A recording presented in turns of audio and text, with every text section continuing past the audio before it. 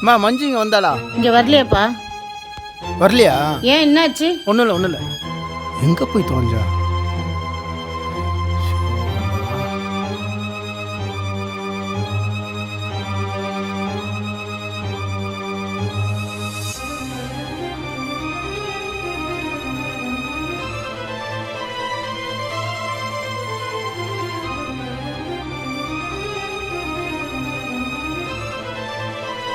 எங்கே போச்சு இது?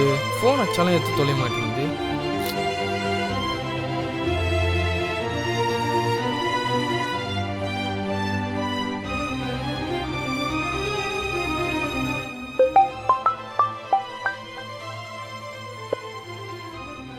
ஹலோ ஹலோ மாமா.